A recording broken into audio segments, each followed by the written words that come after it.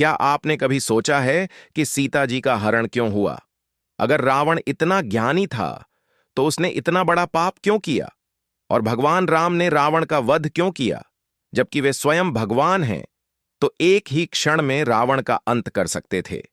आज की कहानी आपको यह समझाएगी कि ये घटनाएं केवल युद्ध और बदले की कहानी नहीं है, बल्कि गहरे आध्यात्मिक रहस्य से जुड़ी हुई हैं। लंका का रावण सिर्फ एक राक्षस नहीं था, वह एक महान विद्वान, शिव भक्त और ब्रह्मज्ञानी था। लेकिन उसका सबसे बड़ा दोष था अहंकार। रावण को यह विश्वास हो गया था कि पूरे तीनों लोकों में उससे बड़ा कोई नहीं है। उसके इसी अहंकार ने उसे पाप की राह पर धकेला। सीता जी का हरण रावण ने केवल अपनी बहन शूरपणखा के अपमान का बदला लेने के लिए नहीं किया था।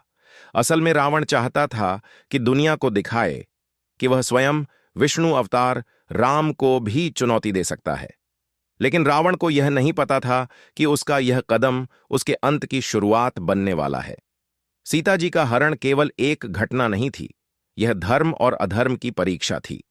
रामायण हमें सिखाती है कि जब भी अधर्म अपनी हद पार करता है, तो धर्म की रक्षा के लिए कोई न कोई अवतार जन्म लेता है। रावण का यह कर्म पूरे संसार के लिए एक उदाहरण बना कि कितना भी शक्तिशाली क्यों न हो, अधर्म का अंत निश्चित है। राम केवल एक राजा नहीं थे, वे मर्यादा पुरुषोत्तम थे। उन्होंने रावण का वध केवल अपनी पत्नी को वापस लाने के लिए नहीं किया, बल्कि इसलिए किया क्योंकि रावण का अत्याचार तीनों लोकों में फैल चुका था। देवता भी परेशान थे, साधु संतों की तपस्या भंग हो रही थी। राम ने रावण को मारकर दुनिया को यह संदेश दिया कि धर्म चाहे कितना भी कठिन क्यों न हो, उसका पालन करना ही सच्चा कर्तव्य है।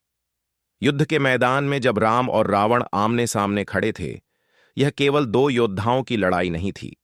यह लड़ाई थी अहंकार बनाम विनम्रता, अधर्म बनाम धर्म और असत्य बनाम सत्य की।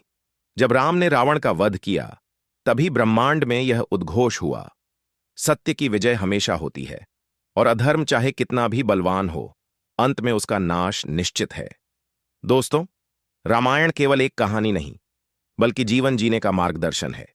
अगर आपको यह कहानी पसंद आई हो, तो वीडियो को लाइक करें और चैनल को सब्सक्राइब करें, ताकि अगली बार भी हम ऐसे ही गहरे रहस्य आपके सामने ला सकें। कमेंट में लिखें, आपके अनुसार रावण का सबसे बड़ा दोष क्या था?